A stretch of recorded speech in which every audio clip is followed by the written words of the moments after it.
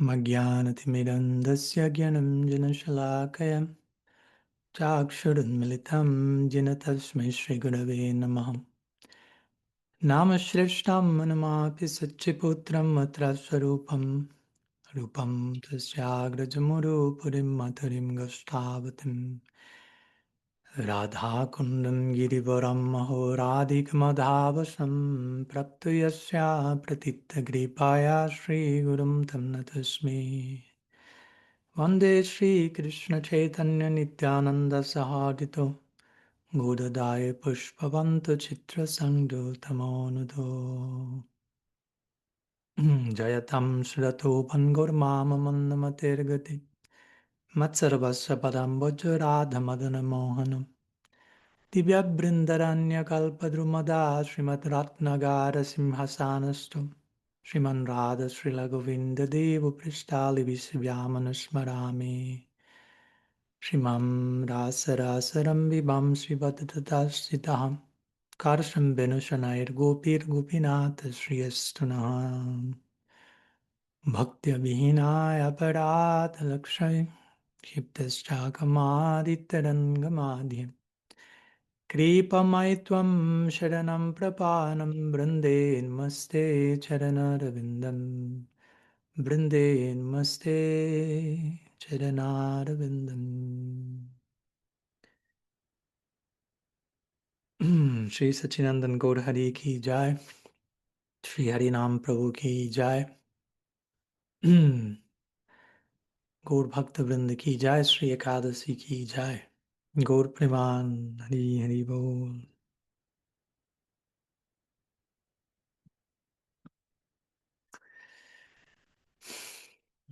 It's a blessing to be with each one of you again today. Welcome.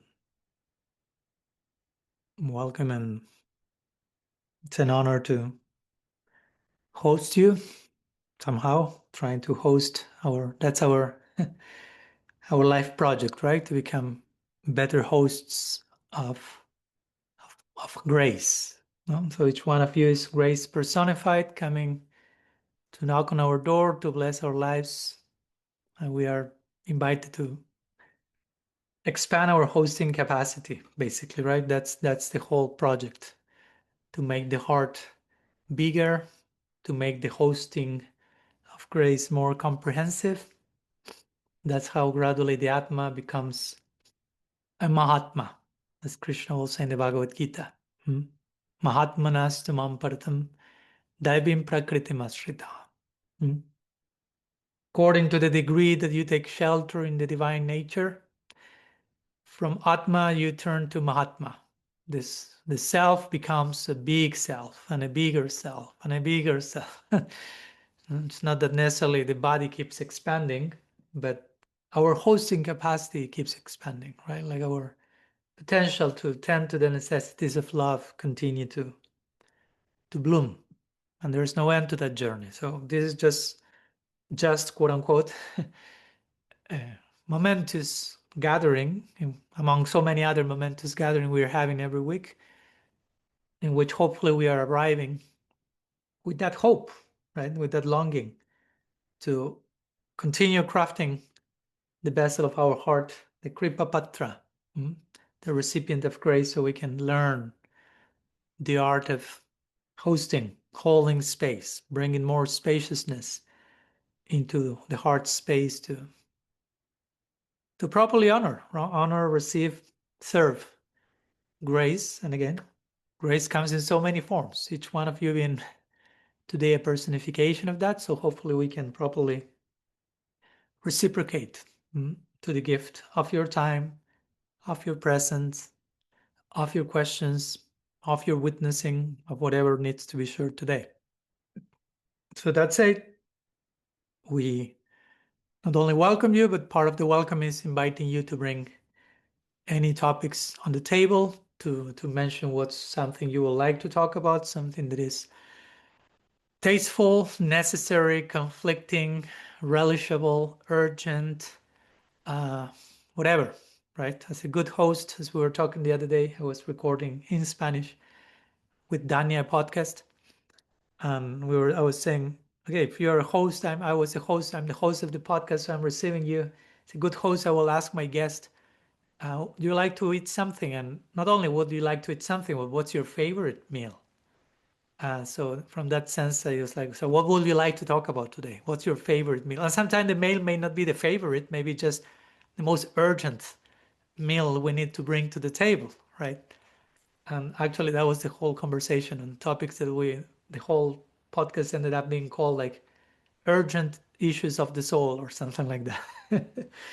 So you're invited to bring to the table anything. It may be your favorite meal, it may not be your favorite, but the most urgent one, it may be a bitter medicine that we all need to hear.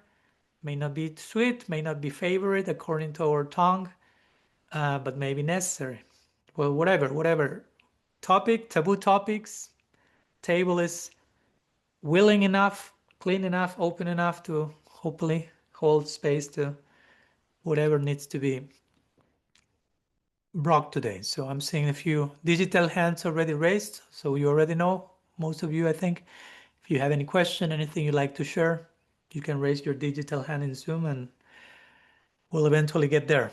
So we'll begin with Shyamakund Prabhu from Czech Republic. You're in Czech Republic?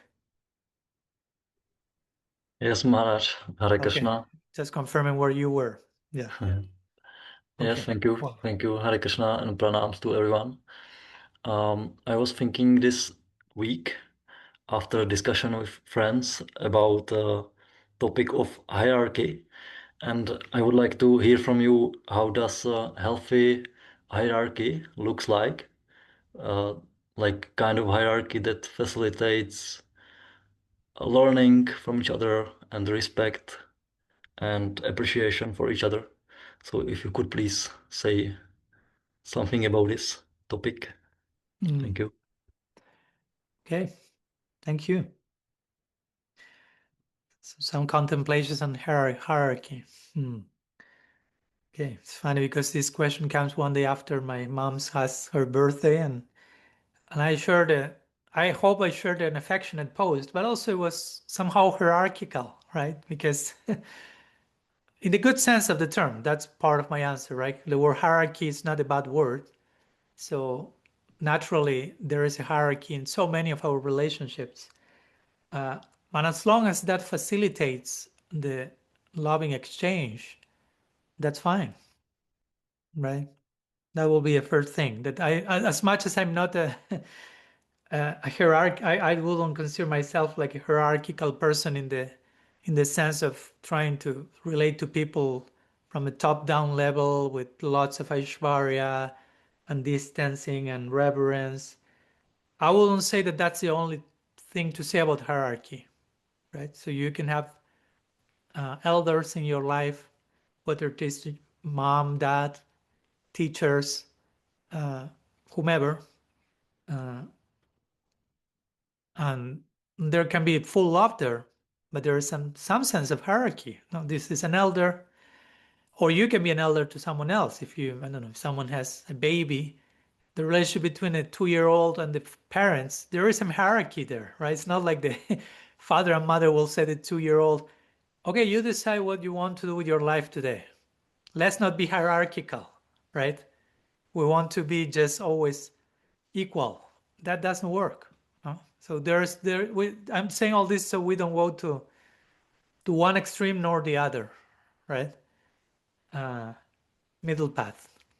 Yukta, as Krishna will say in the Gita, Srila Goswami will say yukta. Everything has to be done in a balanced way. So hierarchy for me, it serves a purpose. Again, there can be an admiration that we have for someone that we consider. You referred in your question to a teacher or to an elder, and you can see someone as more advanced than you or more mature, more wise, more whatever, in a healthy way. Again, not the thing is that all this happens in a way that is healthy for us. No, not that. I mean, there's a beautiful place to find someone. Wow, that person is so wise, so beautiful, so advanced, so deep, and I feel fortunate to be close to that person. So I'm not thinking in I'm feeling threatened by proximity to someone better than me, because it's not even a thing that is better than me. We don't need to even talk in those terms. Of course, we can talk in terms of souls that are more awakened than others. In principle, every soul, no soul is better than other, right? In constitution, every Atma is Atma, and the potential of the Atma is equally brilliant for everyone. But some souls have actualized that potential more than others. And I wouldn't say that is to be sectarian or racist or whatever, no? Too far right, or because sometimes we may want to force a sense of equality in a way that is hiding something else, no? Like probably showing my unwillingness to relate to someone that I may learn from. So I want everyone to be on an equal level because I don't want anyone teaching me anything. Sometimes that can happen because I may have some inferiority complex. So I need everyone to be on my level, right? But we have to be all equal always. Again, in principle, we are all equals, souls in connection to the same center. We are, as I like to say, the center is at the center of the table. Today we are sitting all and this around the center, and everyone is at the same distance from the center. Krishna loves everyone unconditionally. No need to make this a competition game, right? Who is more advanced, who is better, who is worse. And of course, if someone is an elder, if someone is a true elder, true wise, true guide, true teacher, whether it is guru, mom, dad, whomever, they will express their elderhood in a ways that is dignifying to the younger ones, so to say, or to the ones who are learning from them, not in a way that is humiliating, that is like disempowering, that is putting people down, that is creating fear and intimidation, that is fostering all these types of toxic patterns. So again, there's a place for hierarchy. It's not necessarily bad. It creates some sense of order in certain dynamics. It gives some structure to some things, to relationships. Again, I may relate on an equal level with friends, but also there are different ways of having friendship, for example, right? That's a point. Like Rupa Goswami says, Vishram Bena Guru Seva. Vishram Bena Guru Seva. When he describes his 64 angas of bhakti, this is the number 4, Vishram Bena Guru Seva. The disciple is invited to relate to offer seva to the guru in the spirit of Vishramba. So Vishramba means like confidence, and there's a type of trust in the relationship, and there's a type of friendship. But at the same time, I wouldn't say that you relate to your guru as a friend in the same way you may relate to other friends. So there are different types of friendship, and I will say it's necessary, healthy, not necessarily like an imposition, but healthy if you have a teacher, a guide, a mentor, spiritual director, that you have some respect for that person, that you hold that person with some sense of reverence. Again, reverence is not a bad word, right? I don't know if some of you have heard that word for some decades and triggered something else. No, it's not that I need to be nervous in his or her presence, that we need to be very distant, that I have to be afraid about what may happen in the next moment. It's just more a type of affectionate admiration, not even like idolizing, right? Not just making a guru a rock star, or like being starry-eyed, like, and you're absolutizing every single detail of that person's life. But there is a place for a healthy sense of reverence that comes naturally from your own experience, right? It's never that the elder is imposing, like, you should respect me, you should show reverence for me. Who you think you are? I'm your elder. Well, the more you say that, the more difficult you're making it for me to feel all those things, right? If I come to all of you and I start to impose myself as an elder and tell you all the reasons why you should be respecting me so much, the less you respect me, probably. So it should be very natural, right? A natural elder behaves in a natural way, his or her elderhood talks for itself, and those who are open, they relate to that, they feel touched. There's a hierarchy there, but the hierarchy doesn't mean distance, right? Doesn't mean an abyss between those people. Because sometimes we may think of hierarchy only in its toxic expression, but that may be just an overdose of hierarchy, hyper hierarchical, super pyramidal structure, that it may be too much. Of course, I agree, that's too much. I speak about that in the chapter Guru and Disciple in Radical Personalism. But that doesn't mean that we do away with all hierarchy altogether, and I just treat anyone and everyone like my peer, my equal, in the very same way, because that's also a form of, how to say, like flat reductionism. Like all relationships should be reduced to this way of relating. So I will treat that doesn't work, right? There are many rasas. Right? There is Sakya rasa, there's friendship one-on-one. There are different types of Sakya rasa, by the way. There are Vatsalya. I cannot treat my father and my mother as I will treat my my friend, that I treat him, I relate to him as my equal, or my brother and sister. That doesn't mean that I'm loving my mom and dad less, right? There's a unique flavor. Each relationship affords the deepest level of intimacy. You can be very deep and intimate and affectionate in every one of these rasas, if we want to use this word, right? With a friend, with a servant, with the elder, with the lover, with a parent. Each one offers their own unique flavor, of course, of relationship. But in each one of those, we are invited to go deep. But each one has its own way of hierarchy, its own way of where each one stands in the relationship. But that standing is for the sake of the relationship, for the sake of the deepening of the relationship. So I think that's a sweet mix, right? To have proper reverence, going back, because you mostly included the term of teacher and student, which is how many times we interpret the word hierarchy. And Krishna says kind of something like that also, interestingly. Well, Krishna is the original teacher. Like, for example, in the Bhagavad Gita, in the Chatur Shloki, chapter 10, verse 8, Krishna's first two lines speak about Aishvarya, and the second two lines speak about Madhurya. And by Madhurya, I mean sweetness and intimacy, not necessarily romantic love. By Aishvarya, I mean an appreciation of God's majesty, which doesn't necessarily to be scary. Right? It can evoke beautiful sense of awe and then wonder, like a passive admiration of, wow, God is everywhere. Wow, wonder. I'm invited to participate in this reality. And then the more we participate, the more intimate it becomes, and you at one point lose sight of God's godhood. That's at least our philosophy. So Krishna says that in the Gita. Aham sarvasya prabhavo mata sarvham pravartate. First two lines. I'm the source of everything. Everything emanates from me.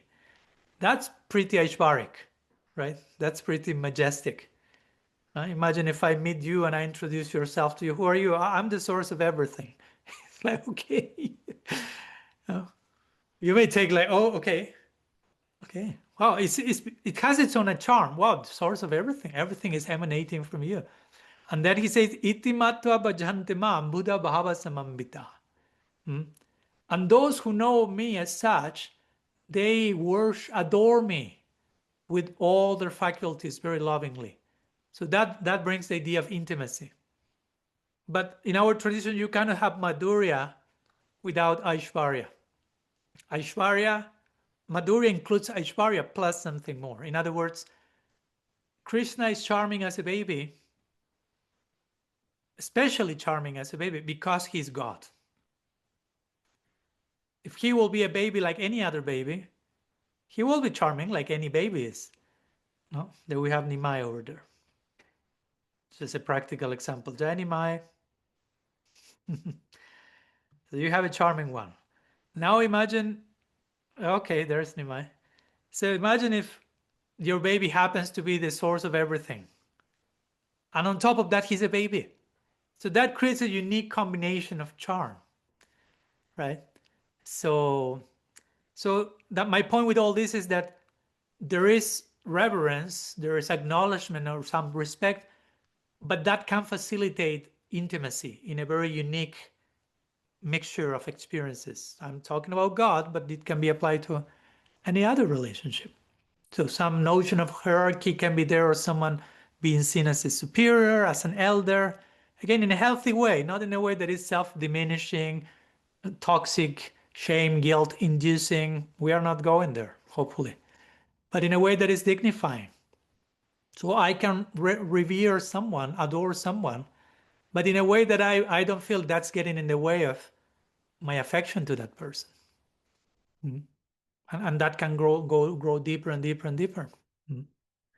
So that's what Rupa Goswami means with Vishram Bena Guru Seva. Serve your guru with trust, as a it's a form of friendship, but it's a unique form of friendship that also includes not only Vishramba or distrust, but also Gaurav, which is type of reverence, by appreciating and being grateful and admiring who that person may be. And that's not bad. Again, as long as it doesn't come from a place of idolatry, spiritual bypassing, escapism, over idealizing, and all these type of things, which may be the case in many cases. And we need to work on that also, as in this case, students. If we're approaching someone, how much can I make sure that I'm approaching a teacher for the right reasons, and how much I'm willing to be educated by that teacher about many wrong reasons that I'm still carrying into the relationship with that teacher, right? That should be a natural part of that type of interaction. And of course, the teacher has to do his or her own shadow work as well. And the relationship with the student may bring forth some of that as well. So each one from their own place, it's a mutual learning from each other. But yeah, basically I will say that, right? There's no need to annihilate hierarchy in all of its forms, because no need to go to like a sheer anarchy, and no need for any of that. But also, yeah, let's not become overtly hierarchical when the relationship becomes like cold and distant and dysfunctional, based on fear and intimidation, whether it is with a guru, whether it is with anyone. I mean, ideally, we should not be relating to anyone with fear and intimidation being the main udipan, the main like stimulus for the relationship. That's toxic by nature. So sometimes that's imposed from the other side of the relationship. Sometimes we are bringing our own baggage in that regard. Sometimes it's a little bit in both sides. So we need to figure out how to deal with that in ways that gradually, because we may not be able to cancel all that immediately, but gradually have the healthiest possible pattern in each of our relationships, right? And again, without throwing the baby away with the bathwater. No need to cancel all forms of hierarchy altogether. As long as the fruit of love and intimacy and trust continues to grow, actually hierarchy can facilitate that. Like an institution can facilitate the delivery of a particular content. And glass can facilitate, as a vessel, the delivery of certain substance. So certain hierarchies are there to give shape to a certain experience, to facilitate a particular experience of loving interaction. That's what counts. No, it's not hierarchy for hierarchy's sake, right? Hierarchy is not in itself the goal. It's just a facilitator. So it's in the service of something, right? It's like a canvas. The canvas is not the goal in itself. The canvas is there to facilitate my artistic expression onto the canvas. And it has to be, without the canvas, I cannot give shape to my inner inspiration. So in one sense, it's very important, but in one sense, it's very secondary. at the same time. So similarly, some hierarchical structures in relationships are there to give shape or allow the expression of certain inner content. But we should be careful not to over absolutize them to the point that they replace the content, they replace the experience, and they become the thing unto itself. Because when that happens, we have a totalitarian regime or something close to that in our relationships. I don't know if that helps, Shyam Kund, if there are any further reflections in that regard. Yes, thank you very much. It especially this last thought of hierarchy being the vessel or deliverer of healthy relationships is very much helpful. Thank you, Maharaj. Oh, thank you. And I'm checking messages. I'm seeing that Badr is commenting, sometimes out of social etiquette, for the sake of peace in family or society, it is necessary, or it may feel that it is necessary, to show respect to someone who is older, an elder, even though they may not be a more expanded soul. Yeah, I get the point. I wouldn't make a full comparison, like synonymous parallel between older and elder, right? We all grow older, but we not all grow elder. So that you have 70, 80, 90 years old doesn't mean that you are an elder. And you can be 16 years old and you can be an elder. And that's the point that the Bhagavatam makes, right? Sukadev Goswami enters into the assembly, 16-year-old naked boy. Everyone stands up recognizing here comes the elder. And they give him the seat of honor. And they all accept him as the elder of the assembly. So that's very counterintuitive to how we think. But it's all an invitation to become saragrahi, right? To look at the essence and not just the external form. Because sometimes we're drawn to external forms. If someone has like white hair, long beard, is old in age, we tend to equate that, okay, that equates wisdom. Not necessarily. But yeah, as you say, sometimes there may be a place for some what we call etiquette or decorum, which will be more of a formal respect, so to say. But for me, that's not the same with substantial love and adoration and for a person.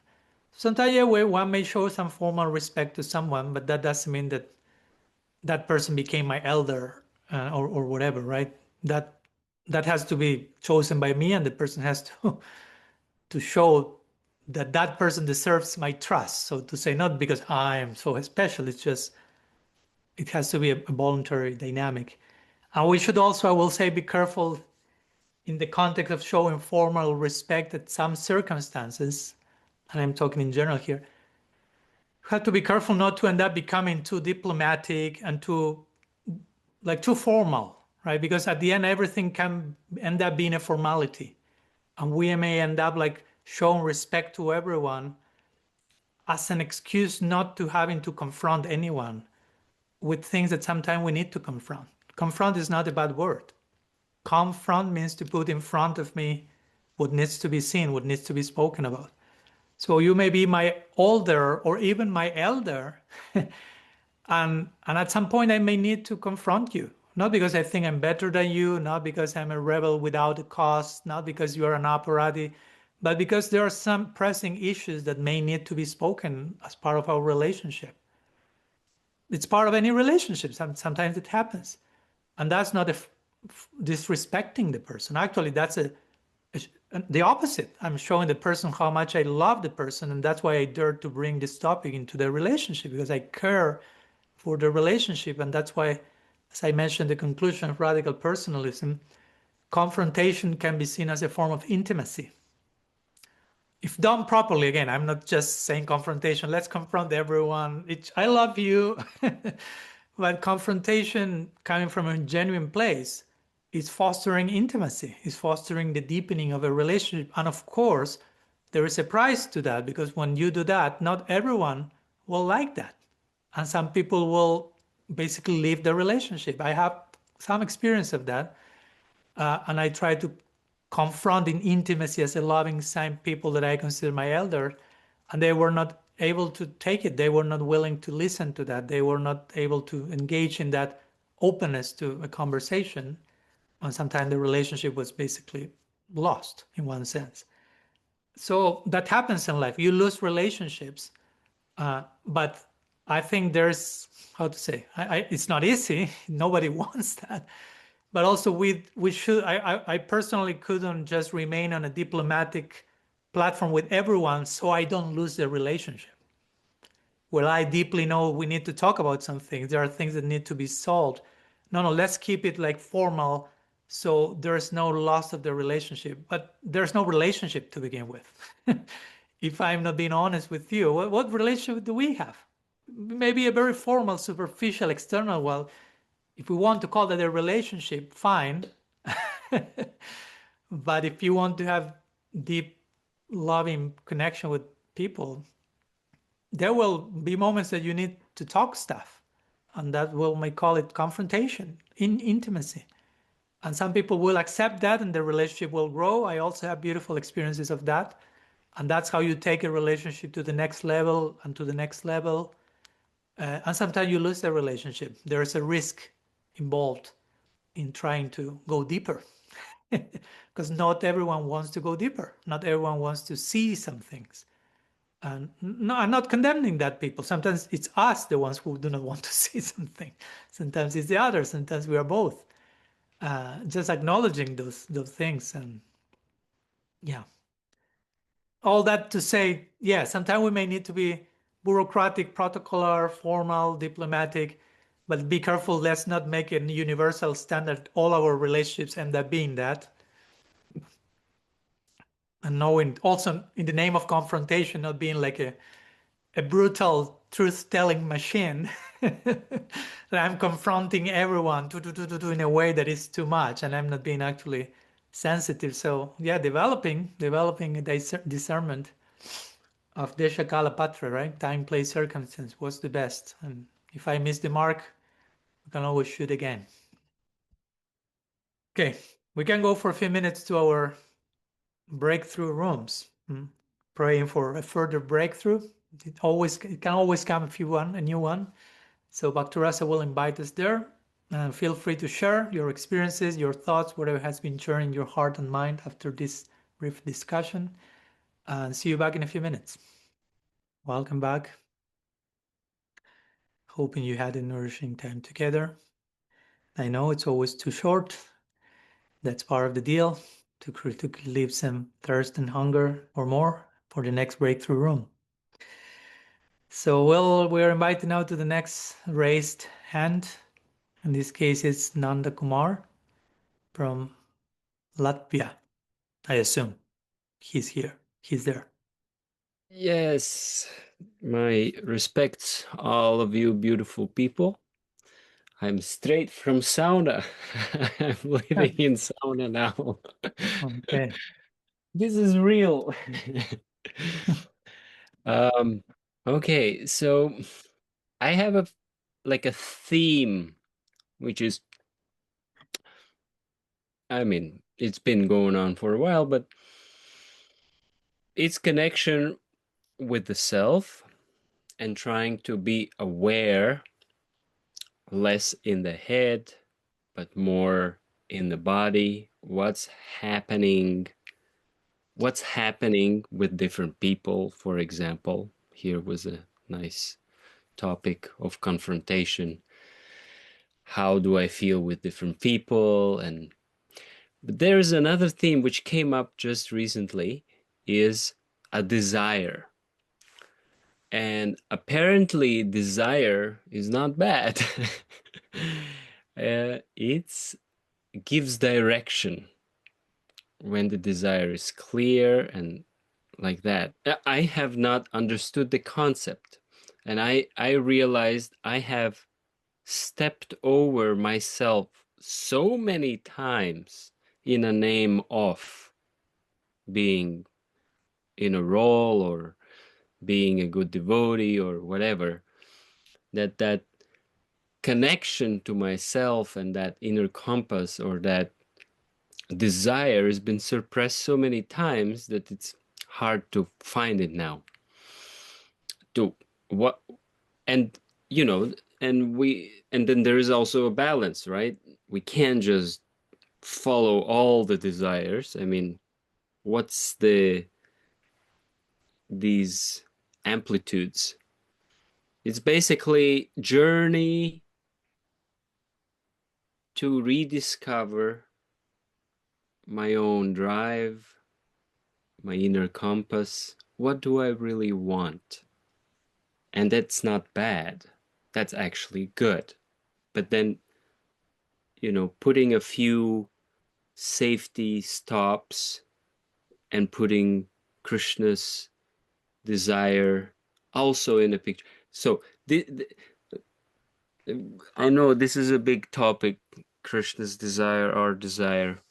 But anyway, I would like to hear what are your reflections on this one? You're not making it any easy to me, huh? You're bringing your life theme and just any reflections you have. So do you want me to tell you what do you want in your life? Do you want me to reinforce codependency? Okay, I see, Nanda Kumar. You're coming from that place. I'm done. I'm done with that one. That one, no. No, it's okay. We are just beginning. We are just beginning with what you don't want. Let's begin. Yes. Via negative. Actually, that's neti. Yes. Sometimes that's No, the clear. No, when we don't have very clear what do I want, one of the clearest way to begin is what I do not want. Because we may have more clarity in that direction, right? And sometimes we need to stay some time there. What do we do not want? Not to end the whole conversation in negatives, but sometimes we need to dismantle, deconstruct. We have to be careful that in that dismantle and deconstruction, there is no reconstruction. Right? Because at the end of the day, life is not only about deconstruction. Because deconstruction, yeah, but we are deconstructing to reconstruct. If not, just deconstruction for its own sake is dangerous, right? Like Srila Bhaktisiddhanta Saraswati Thakur, he will give this famous lecture called From Anartha Nivritti to Artha Pravritti. Right? Probably you are more familiar with the term Anartha Nivritti than with the term Artha Pravritti, right? So Anartha Nivritti means, in one sense, you could translate Nivritti as deconstructing. Like deconstructing false values or getting rid of false values, false beliefs. So Anartha Nivritti, I like to describe, as I remember we talked in Austria last year, the whole retreat was around that. What's Anartha Nivritti really? And one part of the truth of Anartha Nivritti is that Anartha Nivritti is not the end of the story. It's not just about deconstructing false beliefs. Though sometimes it may feel like I need to stay here for a long time. I need some intensive chapter of deconstruction, of deprogramming, if you even want to use that word. But all that is for the sake of reconstruction. So Prabhupada Bhaktisiddhanta will say, from Anartha Nivritti, we have to go to Artha Pravritti. From getting rid of false values, we have to move to attaining the real value. At the end of the day, the whole thing is a positive journey. It doesn't end up with what not to do, what to get rid of, what I do not want. We may need to stay there sometime, as it may be your case or my case or the case of many. But we should remember, this is not just a nihilistic journey that ends up in zero or negative numbers. So that to begin with. I could interject. Yes, please. In practicing for many years, there is the idea, what I should want. But the question is, how to go down? Take out the word should. Okay. How how I align or authentic that I want. There's a difference. Oh yeah, I want. No, there is a difference when you know it goes. There's a difference in voice. There's a difference in everything. So I'm talking about that one. And by the fact of your clarification, it seems to me that you have it clear that there is a difference in those. I hope.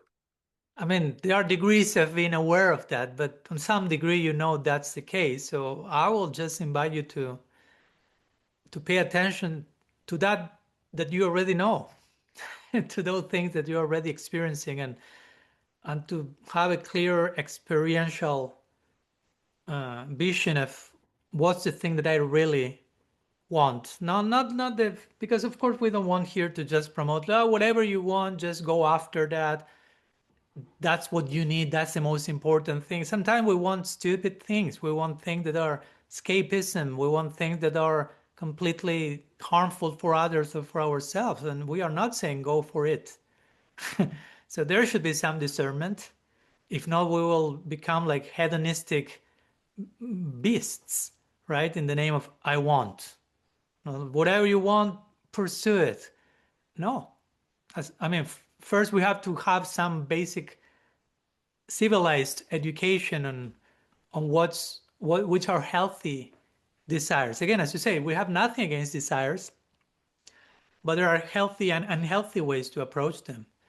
And we can turn everything into an addiction. And we can deal with all those same things in a balanced way. So I can eat chocolate in a balanced way, and I can make an addiction out of it. I can use my technology in a balanced way, and I can make an addiction out of it. I can contact my emotions in a balanced way, or I can make an addiction out of them. So with everything. So that's what I will say. Ideally, spiritual practice includes this balancing of our human psychological dimensions. So it's all about becoming more and more aligned with what we call sattva. And sattva means basically clarity. Like we align with ourselves with some level of coherence in life through certain habits and certain ways of living life. And that gives clarity. And in that clarity, we can discern what's temporary, what's coming, and even we allow us to see it, to feel it, but that doesn't necessarily mean that we are carried away by that. And we do not over-absolutize some of those things. And we know what's of true ultimate value always, in all times and circumstances, and what may hold some temporary value. So, and again, I will say that, as I remember, we talked about that with Krishna Chandra Prabhu last year. I will try basically to encourage you and each one of you and each one of us to trust that we have the discernment to know which is which. Because most of us have it. I mean, all of us have it. Not all of them may be in the same level of clarity, but many times we underestimate our capacity to connect with what's essential and with what's not. And many times we end up just depending too much on people telling us what to do, what to feel, how to do, how should this, how should. Not that I'm not open to receive input and feedback and guidance. That's welcome. We are doing that now. But there is a place in which you are sent back to your own hermit, so to say, hermitage, and discern that for yourselves internally. Like you have, let's say, God-given capacities to to figure that out. And it may take time and it may be confusing. It's not like I sit and in 5 minutes I have figured out the totality of my existence. Imagine if that will be the case. So it may take time. It may imply confrontation. It may imply messiness. It may imply entering into an unknown space, especially if we are not accustomed to live a life of introspection, a life of self-observation, it feels weird. It feels strange. It feels like a foreign country. They are talking another language here. I don't know what to say, what to do. So we need to gain more and more immersive experience into that realm.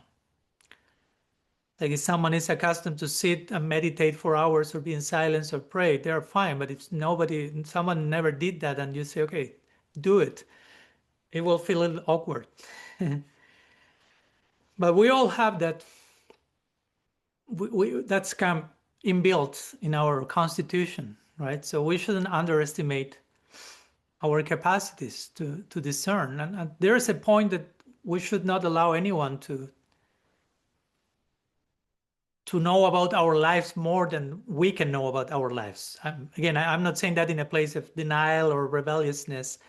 We are open to input and feedback and guidance, but certain part of the work, it's between us and us. And as you say, Nanda Kumar, many times that begins with the guts, begins with our body. Depending, we are different people, and each one of us have different personality types if we want to go there. But some of us may be very much in need of paying attention to their gut, so to say. And trust the input that is coming from that place, rather than that getting too stuck from the neck up. When we think and overthink and overthink, and just becomes a spiral that is a trap unto itself, right? And you think too much about yourself, and you try to rationalize about every single thing you are going through. It's like there is no end to that. Vedanta Sutta says, Tarka Pratishtana. No? Through that type of exercise, you have apratishta. Pratishta means position, apratishta means no position. You end up in a limbo. You end up nowhere whatsoever if you just try to figure out reality from the neck up. There is a use to what's going on from the neck up, but not to figure out the totality of reality. That's a dangerous project. So sometimes we need to do the descent work rather than ascent and transcend, descent, and connect more with body and gut and learn from that. There is so much input coming in so many layers and dimensions. And trust that we are equipped with the tools necessary to discern. Again, we may need input, support, feedback, mirroring back, but there is a moment that we need to also do our work and sit with ourselves and enter the jungle and discern in the jungle and clear, okay, what's really at the depths of things and what's at the surface of things, and what do I choose? At the end of the day, this very simple, but it can be very challenging for some of us. The fact that you have a choice in how you want to live your life. Sounds simple, right? It may sound even beautiful, but then you get to the truth that you are responsible for the choices you make that will affect your life journey. Not for worse, hopefully, but there's something it's up to you on some degree. It's not everything depends on you, but there is a part that depends on how I choose to move. And of course, if we choose to move in a direction that was not the most enlightened one, we always have a second shot and a third and a fourth till we hit the mark. So also no need to get neurotic about it. Because some of us also are that type of people that, okay, I will only take a step if I make sure in a preliminary way that I'm perfectly informed to make the best possible choice before doing it. And you become, as they say, then you bring paralysis by analysis, right? Paralysis by analysis. You think too much, you analyze everything, how all the possible outcomes may come, and try to do the best possible thing, inform yourself as much as you, and your whole life has passed by that point. Instead of just do it. And if it didn't work, try it again and try it again, and it's okay. and pay attention to what's coming, to the signs that are coming, to the experiences that are coming, to the input from outside, from inside. If not, we become frozen. Too much calculation, too much suspicion. Srila Maharaj says suspicion leads to suspension. Another way of saying paralysis by analysis. Right? So, and I'm saying that because I have that tendency myself, right? I'm not talking about Nanda Kumar here. This is like autobiographical. So there is a point that, yeah, sometimes there may be difficult to figure out what I'm feeling. And on top of that, you may have some perfectionist tendencies. So you have already some standard of how to deal with all that stuff, and that in itself is a problem. And that in itself gets in the way of what we need to figure out and experience right now. I'm throwing stuff at you, Nanda Kumar, and No, at everyone, each one of you. But great. It's great. It's great. yeah, I mean, take it personal. It's radically personal, but it's radically personal for all of us, including myself. Yeah. What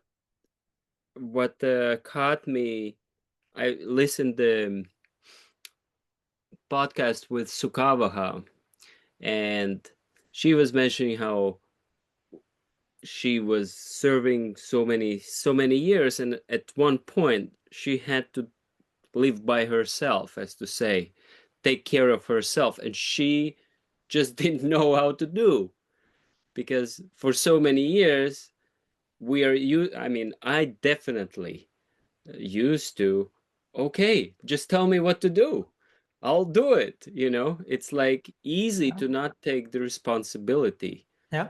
And anyway, there was more things, but thank you for throwing stuff at me. Yeah, no, it's fine. And it's part of life. Again, there is a part of life that we need to be told what to do. So not to, maybe we stay there a little longer than we thought we will stay. Whatever the case, for some reason we stay there that long. But yeah, there is a point when you need to not depend again on people telling you what to do. Like a real guru, as we'll always say, will not tell you what to think, but how to think. So then like Jesus will say in the Bible, and here comes a non-vegetarian example, just in case. But if someone is hungry, do not give him a fish, but teach him how to fish, and then you will feed him forever. Like, get the point, right? Yeah. So in the same way, okay, we may be in that situation, some of us now, and there are degrees of that, right? You gave the example of Sukavaha, but now, of course, I'm friends with her, and I could say, okay, she did, from that moment of initial bewilderment of not having a clue how to proceed, well, she did pretty well. She's in a fine place now, but it was a journey. So I think, and those who do the journey are those who can look back and say, at the beginning, I had no clue. So, because again, we may tend to just see one part of the journey and say, oh, this beautiful elder and functional and inspiring. And she will be the first one to say, I was pretty dysfunctional. I was totally fanatical and narrow-minded and did this, did that. But between that and now, there was a journey. And the journey goes on, of course, never ends. And we are all invited to do the journey. And nobody can do the journey for us. We can have companions on the journey. We can be on the same boat together, of course. That's beautiful. As we talked the other day, individual and collective both have their place. Sangha is beautiful and crucial, but we have to do our place also in the journey. So yeah, responsibility, beautiful word, to be able, responsibility, right? As I like to make the play of words, the ability to respond. So we are in a situation where we are invited to respond in a certain way, and we feel, I don't know what to do. Okay, begin there. There, you are invited to develop an ability to respond. That's an ability, something you cultivate. You develop an ability, like someone develops an ability to play basketball. But they began being a mess doing that, and eventually they develop an ability. So there's a culture, right? There is a training, there is a practice, there is an attempt and a failure and this and that, right? So there's nothing wrong with you, Nanda Kumar. And there's nothing wrong with any of you going through similar dynamics, because actually that has to happen. Again, speak about confrontation. Those are moments where you are put with a mirror in front of you and ask, what do you want to do with your life? Right? That's what Krishna tells Arjuna at the end of the Gita. Okay, I've told you all this Bhagavad Gita stuff. Now what do you want to do? Think about it and act accordingly. That's how the Guru spoke to the student. I presented all this, but do your thing. Think for yourself, decide, and take responsibility. The Gita started with Arjuna wanted to run away from the battlefield, right? Spiritual bypassing. Oh, I want to be a beggar and I want to be contemplative. No. You're escaping, right? So Krishna said, you don't go in. Take responsibility, basically. The whole Bhagavad Gita could be read through the lens of responsibility, right? Arjuna representing us want to run away. I don't want to confront this stuff. I don't want to take responsibility. And Krishna say, come on, take responsibility. Stay here. And at the end, after all, he said, okay, what do you think? How do you want to proceed? Do as you wish. Take responsibility. So, and it's scary, right? It can sound scary to take responsibility. It's to grow, to leave the cocoon, right? To become adults. Again, that's why I say older doesn't mean elder. An elder is someone who has undergone all these circles of fire or the fires of ordeal, and you become like crafted by all that, right? You develop all these undeniable qualities, and that can happen at different ages. Again, it's not about age. It's about the willingness to take responsibility. If that happens at a very young age, you are an elder right there. And you can be 70, 80, 90, 100, 3000 and still be childish. Not childlike, childish. So, and there are degrees of all this. And a good yardstick will be responsibility, our willingness to respond to life and to develop a newer ability to respond to life, because there's no final graduation from that. You can, pay attention to the dynamics of Golok Vrindavan. Every day Krishna plays the flute, and the gopis, to give an example, they're invited to respond to that in a certain way. And every new flute call is inviting them to develop a new ability to respond to that call. And so many obstacles will be on the way. So they continue growing in responsibility without end in transcendence. So it's responsibility all the way up to heaven, so to say. And they need to stay alive to themselves to be able to respond authentically. Yeah. They can't be, oh, I should respond. It's not. It's not enough. Yeah. From why we should question why I'm saying should so many times. Why did word should got inserted in my vocabulary every 2-3 words? What's going on there? Well, there's a lot in books. In our books, there's a lot shoulds. There is, and I think us thinking that we know what we should now automatically we will do and desire, but it didn't work on my case. Yeah. Again, we have nothing against the word should nor any word. The important thing is how we process all the things, right? And again, at some stage of the journey, we needed that. We needed the shoulds, we need shall not, rules, this, that, fear, even consequence of not doing that. Okay, that was a chapter of the glorious journey. Now it's suffocating, probably. To some of us, not necessarily to all of us. We should be careful not to impose what we need onto the journey of other people that may need the shoulds still, right? So we should be sensitive that not over absolutize my journey to the point that demanding and everyone else joins me in my journey. Because that's not a healthy journey in that case, right? So, but at the same time, not neglecting the unique necessities of my journey, which in one sense may the needs of my journey may resemble the needs of many other people's journey, but will never exactly resemble anyone else's journey. Because everyone's journey is unique and irrepeatable. So don't wait to find someone who exactly matches your journey, because that doesn't exist. And that's the invitation to individuate, to acknowledge I'm a unique individual and my journey is unique as everyone else's. And as much as I can gain feedback and input and nourishment, at the end of the day, it's still my own journey and everyone else's journey, and I need to know and choose how to navigate it. And again, we continue to have choice, and if we make the quote-unquote wrong choice, still we can learn from that wrong choice, and in that case, it's not a wrong choice.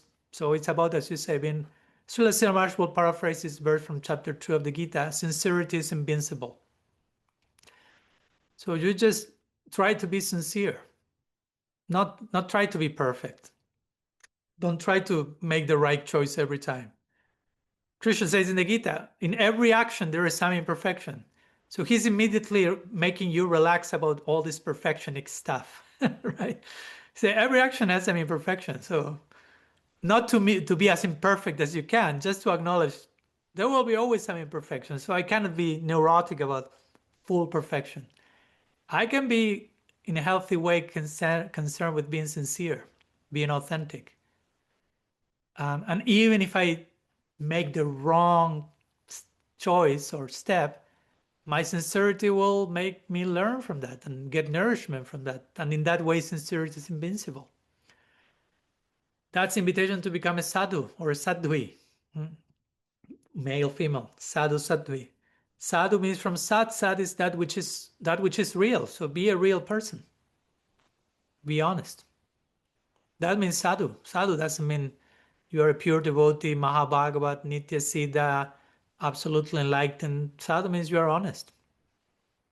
Api chet suduracharu vajanti mamananyabhak sadhureva samantabhya samyak vyabhyasitu hisa. Krishna says in arguably the most controversial verse of the Gita, 9:30. Even if you misbehave considerably, if you're honest about it, you're a sadhu, in my opinion. I'm quoting Bhagavad Gita all over, just for you to know this is not our own creation here. Those are the words of the sweet absolute right there. So yeah, let's keep honesty, sincerity, authenticity, integrity as our compass. Not perfection, not performance, not all that stuff. Okay, we can continue forever, and we will, by God's grace. So that's our hope. But part of our continue forever includes breakthrough rooms. So we'll go to one of those now. I don't know how they will work in Golok, but somehow there will be some breakthrough rooms there without Zoom, in 3D always better. So let's go there and see you in a few minutes. Hey, there you are. Welcome back. Sorry for kidnapping you back into the main room. I know it was cozy there. It felt good. Hopefully it's still cozy over here as well. So we'll invite next the next raised hand, which was from Jaganidhi Prabhu. Yes, there he is. I was looking where he was. So invited to unmute yourself and welcome, Jaganidhi. Krishna. I want to bring up the subject of the status or the, how to say, position of Srila Prabhupada, Srila A.C. Bhaktivedanta Swami Prabhupada. I was thinking a lot about that, and I also have gone through a development on my outlook on that. When I was first, actually, I first met, not personally, of course, but I met Prabhupada in one magazine, in one German magazine, as it is. It was called VS East. But then I got the second canto 1986, and I was reading this second canto from the beginning till the end in a few days. So I thought this is a very nice person, and he has some mission, and he is presenting this philosophy, and I liked it, and I wanted to dive deeper, as with any other subject which caught my attention. And then I went to the temple. I was reading this book, and I actually was reading almost the whole Bhagavatam before I went to the temple for the first time. And then I also was taught that Prabhupada is um, uttama-adikari, and whatever that means and what this implies, and that is a very special person. So I accepted that, of course. And I was thinking that all the devotees in the temple, I was thinking anyway that they're all pure devotees, and there were some Prabhupada disciples coming and giving class. So during the first month I was there, and I thought how far out it is to see this person, and he's directly experiencing God in every second of his life, and he can talk with God and so on. So after some time, of course, I had to look closer about all this, and I became also a little frustrated, of course, because my expectations were too, The how to say, honeymoon was over. honeymoon was over, exactly. So, but then I remember, and I will talk about it in a different way. Today, Prabhupada's position, of course, is seen by different people in very different ways. And there are devotees who are really, in some way, criticizing Srila Prabhupada for saying some outrageous things, or whatever one wants to call them. It depends from the perspective. I myself, I had a very, I actually liked Srila Prabhupada also as I didn't know Prabhupada, of course, so much, because I couldn't figure out what this person is really about. But as a, what it's called, I have here some word. Yeah, as projection surface. So because I grew up as a Christian, and had always this impression that people who are theistic, they have to hide somewhere. There is the modern world, and it's modern to be atheistic. And if you want to go to church, to sneak in that no one sees that you're attending mass or something like that. And Prabhupada, he really was this bold person. He was the real person, so to say. He's a devotee, and he wants to serve God, and he brought this up for me personally to a totally new level in regard to self-esteem, or spiritual self-esteem. So I always had a comfortable feeling with him, but of course also I heard all these things, and there are also people saying that Prabhupada, um, um, for instance, he was a Bengali gentleman. He attended Scottish Church College, and he was somehow also conditioned by all these influences. And so one can look at his statements also from this perspective, and so on. And actually, when I consider all these different things, then it is a little bewildering, because Prabhupada, in one way, it is said he's an uttama-adikari. So there is talk about uttama-adikaris in Srimad Bhagavatam, Shukadev Goswami, Srila Vyasadeva, and all these persons are Trikala, Gya, and they know, Shukadev Goswami knows very nicely how to explain the structure of the universe. And then Prabhupada says, Krishna has helped me, but still I couldn't really figure it out. And they tried to find out some astronomers in India and astrologers who could help the devotees figuring that out. So, and then Prabhupada said, I can travel on the rays of the sun, so I go by airplane to be just one with you. So I want to make it short, but there are so many seemingly totally contradictions what in this regard, what devotees are thinking about Prabhupada, how Prabhupada presents himself, and so on. So what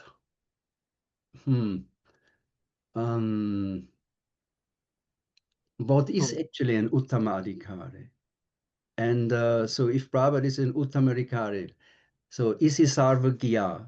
Because it's different to talk here about Srila Vyasadeva or about all these persons in the Bhagavatam, because they are somewhere far out. So they are, I have a theoretical relationship. So I can accept them as whatever they are. Yeah. But with Srila Prabhupada, it becomes much more concrete. Or is this the right word? Yeah, let's say something about it, because there are like 108 topics in that question only. And I know Jagannath Prabhu, and I know his questions always are rich. And I love that. Thank you. Thank you. We need a retreat in Austria to address this question. Yes, yes. So that was his reason, actually. He made the question, so I had to organize a retreat in Austria. And you all have to come. So see you in Austria soon. Jai. I'll give a short answer here, and see you in Austria soon for our retreat in addressing. I liked it. It was really worth to. No, and I appreciate your question, because also the multi-layered, like the multi-layered nature of it shows how actually one topic is tied to another topic, and another topic to another topic. Yes, exactly. You cannot just isolate this and that's it, because that goes to that and this goes to this. So yes, I'll share some thoughts as much as I can share in the limited time we have today. Of course, we can continuously continue to talk about it. But as you said yourself, Jagannath Prabhu, many people will have different views, not only of Srila Prabhupada, on anyone, because any person is, as we say before, its own unique individual. So you will never find two exact same views on anyone, technically speaking. Even those who seem to align with whatever this view of Prabhupada, still in some way they have a different opinion about something regarding Prabhupada. So I think it's important to make that point. Like every single individual will see any other single individual never in the exact same way than the other person, right? So to normalize that diversity in subjective perception. Because if not, if we want to be reductionistic and say, there's only one way of seeing Prabhupada, this is the official explanation, the official version, the legal one, that's not possible. There are so many Prabhupads, as there are so many Krishnas, right? Not to say Prabhupada is Krishna, but there are some point here, like when Krishna enters into the arena in Mathura, right, to fight, and there's this famous verse in the Bhagavatam, Malanama Sanirninam Narabaram. Anyhow, long verse, but that's the verse where Krishna enters, and different people see Krishna differently, right? Like a beloved, like death personified, like the universal form, like an enemy, like a friend. It's the same person, but each one is having their own subjective relationship to that person, experience. So it's the same with Prabhupada, right? So I think it's important, though I will say a few more things, but it's important to pound this particular post.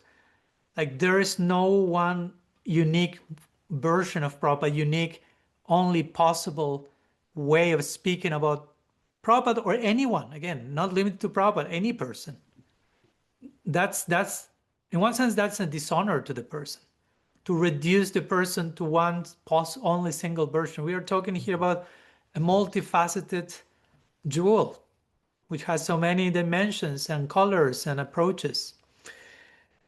So that on one side.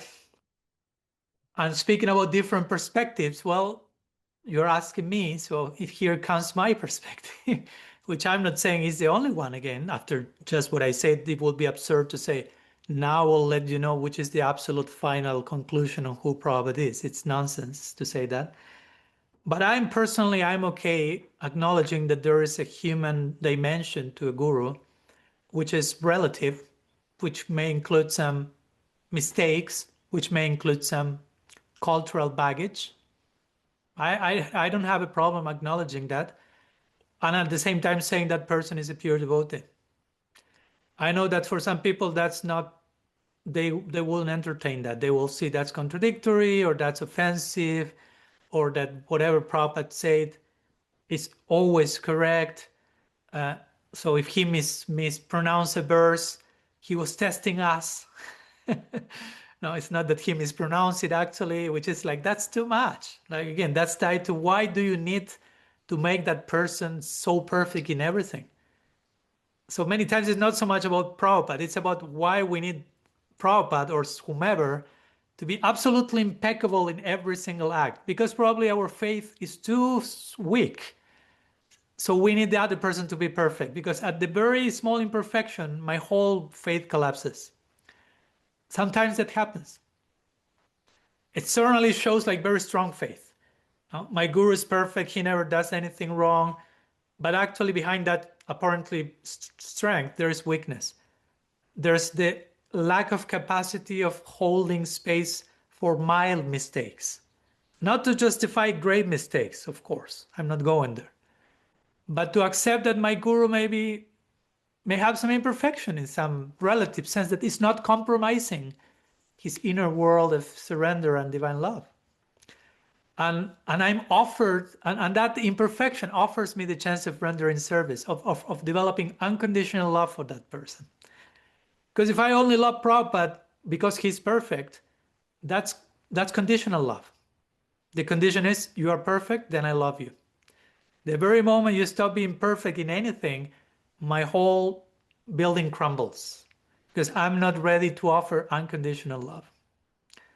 And that's a confronting truth for many of us, that we may realize, oh my gosh, yeah, I need the other person to be perfect and absolute, like a superhero, because I'm not willing to offer unconditional love. I can only love and trust those who are perfect, or at least seem to be perfect. in my own eyes, in my own projection.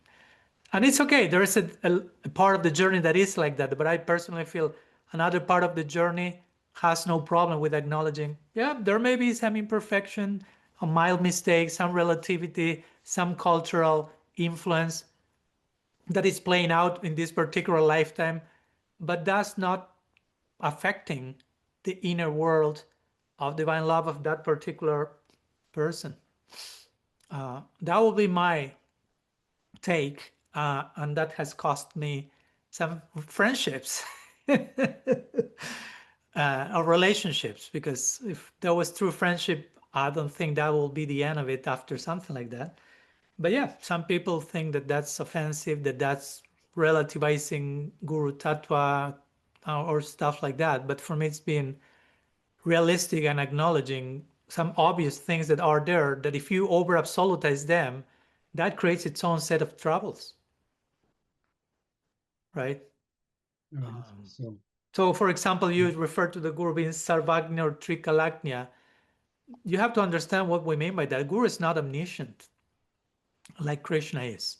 And even on Krishna's omniscience, I personally will say that he knows all possible things in the future, but not the exact outcomes. Because if not, free will be meaningless in one sense. But that's another conversation. But in terms of a guru, I mean, you have the 64 qualities of Krishna. There are the first 50 jivas shared to some degree. The other 14 are not found in the jivas, tatastha jivas, are mostly found in Narayan and avatars.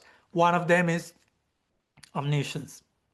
So jivas are not omniscient. When we say that a guru is trikalagna, which means knows the 3 stages of time, which means past, present, and future, that's not something to read literally, at least not in my opinion.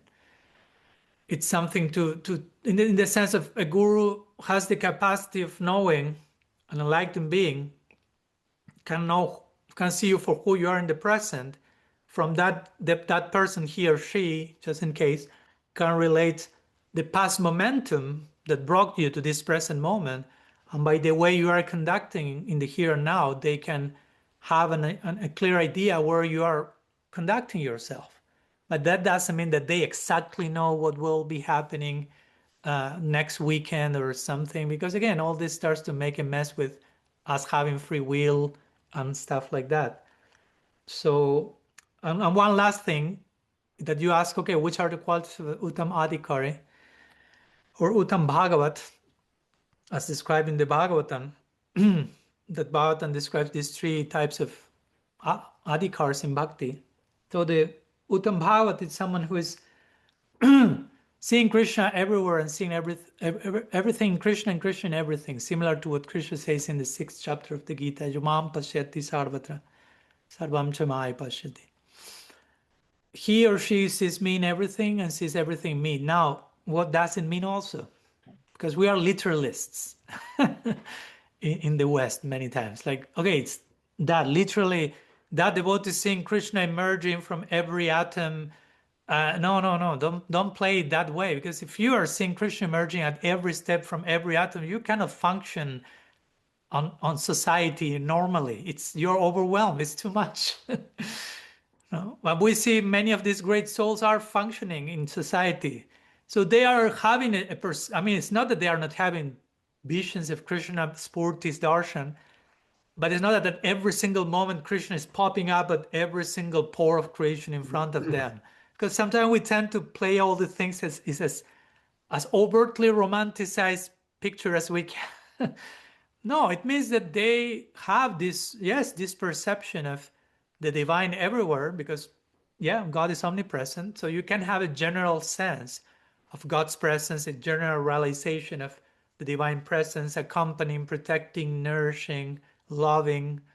That doesn't mean that you're hearing the flute 24/7 or Krishna is popping out of every atom, but you have this perception of seeing God everywhere, seeing the sacredness of everything.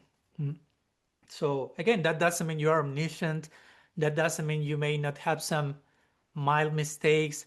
You may not have some cultural baggage that you may be carrying on some relative level. Yeah. I mean, I don't know. Let's give one example. And again, it's a long conversation and we can continue another day. But I don't know, Prabhupada famously said, gave it wrong size to woman's brain. Just to give you one example. Now, if you play the over-absolutizing button, you will say, okay, he's right. He cannot be wrong. Therefore, woman's brain must match that size. And if someone comes and says, no, that's not the actual size, then what? You have to make all woman's brain on earth smaller to fit in with Prabhupada's statement or something, right? No, he was wrong. Does it make him less of a pure devotee? Not in my opinion.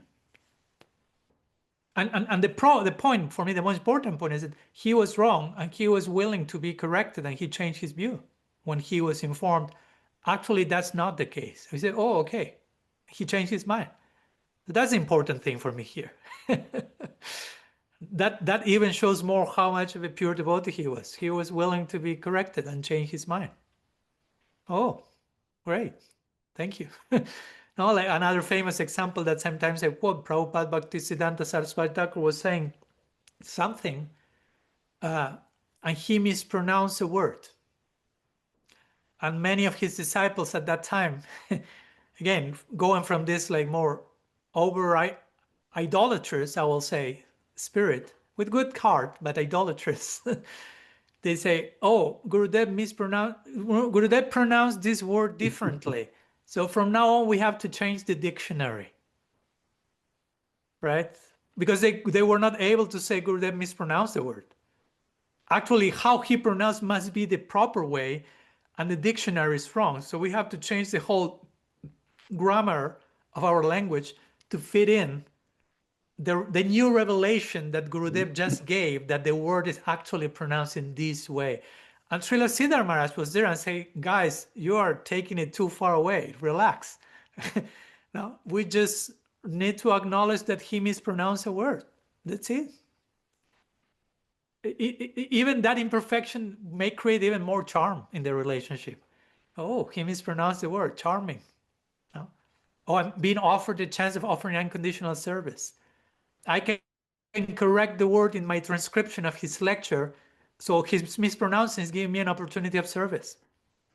I'm growing in unconditional service. In Krishna Lila, I did a series a few years ago on Kartik, like maybe almost 10 years ago, called Divine Imperfect, based on Damodar Lila, on how Krishna is in many ways so imperfect. Anyway, quote unquote imperfect, right? But he's lying, he's scared, he's been tied, he's been limited, and we haven't got yet to his playboy leelas, right? So he does many things that look that he's limited, that I mean the infinite tie to a mortar, that looks ordinary, but that is facilitating intimacy between him and Yashoda. So the acknowledgement of all those apparently relative limiting elements is fostering proximity and affection. So that's happening, that's how the lila operates. So we should apply a similar template, I would say, when some of the things come from venerable figures. Going back to our first question on hierarchy, right? I can allow some of those mistakes, again, as long as they're mild mistakes. We are not here to over-justify grave abuses in the name of, it's a mild mistake and that allows to create more intimacy. No. So we need to discern there. So anyhow, a few thoughts, Jagannath Prabhu. Again, we need our Austria retreat to delve further. That was a trailer. Yes. That was my promotion to it. Okay. And no clue when that Austria retreat will actually happen, but it's there. Now it's there in the collective mind. So Yes. I thank would you. really appreciate it because so many new, how to say, ideas or thoughts are coming up into my mind to answer, take responsibility for all of your statements. Because if one goes really deep, then the word perfection gets a completely different meaning. So I Yeah. don't want to Yeah. take the Yeah. time now, but I Yeah. would really, I really like, appreciate to yeah. talk deeply about it. Yeah, thank you. No, I'm reminded when you just say perfection takes a whole different meaning, and I'm reminded of Father Richard Rohr's definition of perfection, and he said perfection is the inclusion of imperfection, not the exclusion of Yeah, imperfection. yeah, As simple as that. But many times we think perfection is the exclusion of imperfection. yes, Everything has that to be is, perfect. There cannot be place for imperfection. yeah, No, perfection has to be so perfect that it even gives space for imperfection yes, in a yes, certain way that yeah, it becomes charming and increased love and increased intimacy. So it's not that we are here to do away with all imperfection, but just to yeah, deal with imperfection in a way that fosters proximity and closeness. And yes. so, yeah, thank you. Thank you for all these reflections that you have created in us. Okay. Thank you, Hare Krishna. Let's keep this breakthrough room, as we sometimes skip some breakthrough room, because I remember there's one last list from the digital hands from Anurad or some. So you are invited to do it, and then we will go to one breakthrough room, and you then pick your topic, whether the one we just talked about and the one we'll be sharing in the next few minutes. Hare Krishna Maharaj. I just wanted to say I don't feel that my questions fully formed in my mind as yet. And I noticed in the chat that Manjulali Manjari Dasi has a question. So I thought I'll think of it, but think on my own question first and ask it next week. Okay, you're such a gentleman. Okay, so then I have to go to the chat, right? Sorry, I don't follow much of the chat. It will be too much for me to deal with all the short circuiting in my own head and at the same time going through the simultaneous chat. It says, I can read you the question. Although I didn't want to. I can find, let me see. You'll find it. Manjulali Manjari. Manjari Dasi. Yeah. Here it is. Okay. Oh, I see. Okay, that was sent 40 minutes ago. Sorry not to be able to check it. So maybe somehow tied to some topics we already talked about. We'll see. So she says, you mentioned the notion of choice. please, can you speak about how Krishna instructed Arjuna to fight and explain that the outcome will be the same? All the elders will die whether Arjuna will fight or not. How to understand choice, but at the same time, the outcome already being decided? Yeah, good question. Thank you.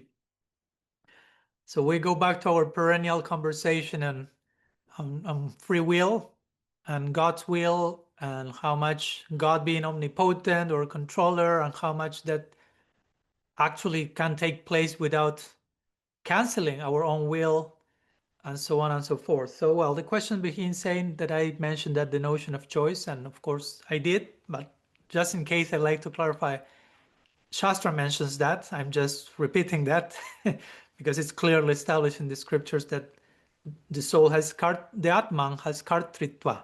No? Our kartritva means agency, more technically speaking, agency, that we have will. How free is our will? That's another question, depending on our past choices and some scars acquired and all that. But yeah, we're a unit of will. So at the same time, we have this verse, right? Famous verse from the Bhagavad Gita. I think that's chapter 11, verse whatever, 33 or something, where Krishna is mentioning to Arjuna, yeah, they all will be dying. So no matter what you do, this is going to happen. So I will say a few things I can say, of course. The first thing is the intention of the verse in the context in which it appears is for Krishna is trying to encourage Arjuna to participate in the battle, knowing that Arjuna, as we said before, he wanted to run away. He didn't want to fulfill his duty, confront whatever he needed to confront. So Krishna is trying to encourage Arjuna to participate in the battle, but not from a place of false ego, ahankara, I will say, from excessive doership. Like implying it's not that it all depends on you, right? In one sense, there is already some momentum in this battlefield. What will happen, it's already clear that it will take place. No, it's like, I don't know, if you, just to give an example, it's like if you see two gangs in the street, right? Or two people, and they start to speak to one another more intensely and more intensely and more intensely, and the other one guy starts to insult, the other guy insults to the guy and starts to insult his mother as well. In one sense, you don't know, you're not having a crystal ball. We are not trikalagnya, just say we don't see the future, but you know what's going to happen in a few minutes. It's coming. I mean, you see it coming, and it's coming, and it's coming. So this will be similarly. It's not that Krishna is absolutely seeing every single detail and therefore nobody's choosing anything and there's no free will and that's it. I won't explain it that way. It's just that there has been enough momentum created from both sides to have a clearer idea of what's going to take place. That on one side. So from that perspective, Krishna is telling Arjuna, trying to have Arjuna fighting for the right reasons, which at this level of the conversation is engaging in your dharma is virtuous unto itself. It doesn't matter what's the result. In fact, the result is already there. That's kind of the side note. By the way, the result is already there. It's clear what will happen. They will kill each other. But that doesn't mean that you are not to do your duty. Like inviting for this spirit of detached action. It's not so much, okay, I will only fight if I win, right? I will only participate in this situation if this happens. That's not the spirit to engage in our dharma, in our duty. So the main intention in this section is try to engage in dharma for dharma's sake. In other words, the fruit of dharma is the performance of dharma. To do your thing is the fruit itself. There's no separate fruit. Something may come, but that's secondary. No? And some things clearly are coming. Like in this case, something is clearly coming.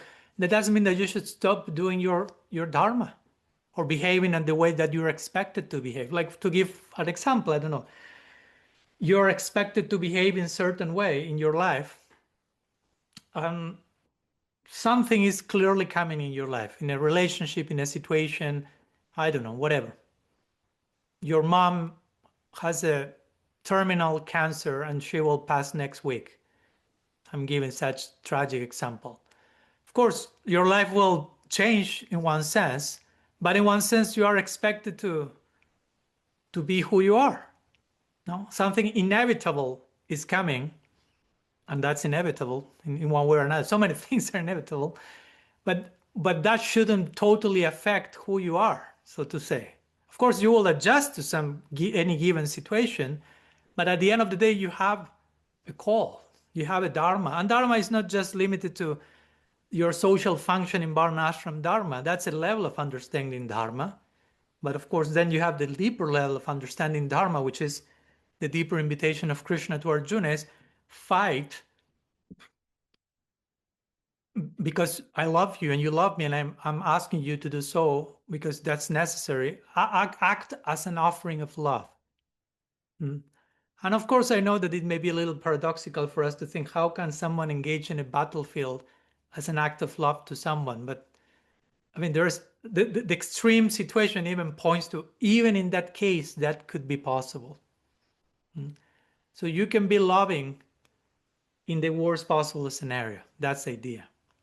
So that's for me the main spirit here. It's not so much everything is decided in advance, nobody has any free will, because that will contradict the whole Siddhanta. If we have no free will, we are not Atma, because Atma has 21 intrinsic qualities mentioned by Jiva Goswami in Paramatma Sandarbha, and one is Kartritva, agency. If any of the intrinsic qualities of the Atma are taken out, which is not possible to begin with, we will stop existing. And one of the intrinsic qualities of the Atma is that it cannot stop existing. So each of those qualities have to be there, remain, preserve always. So we have to understand this section in ways that other truths spoken throughout the text, like Bhagavad Gita in the beginning, chapter 2 says,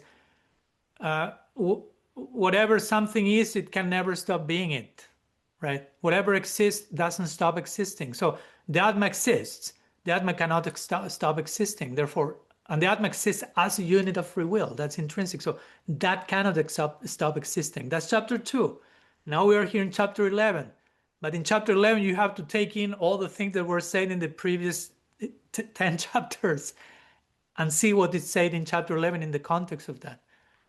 So that will be more the reading. Like Krishna is clearly seeing this momentum where this is taking, and he's trying to say it in a way to help Arjuna not to fight from a place of attachment to the result, of partiality. Okay, I will do this if my group wins, so to say, if my personal interest becomes favored. That's not the deal.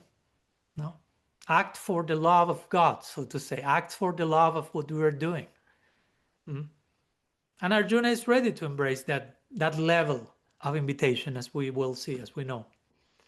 So that will be basically how we can read the verse, and at the same time keeping a coherent structure of what has been said so far before that verse.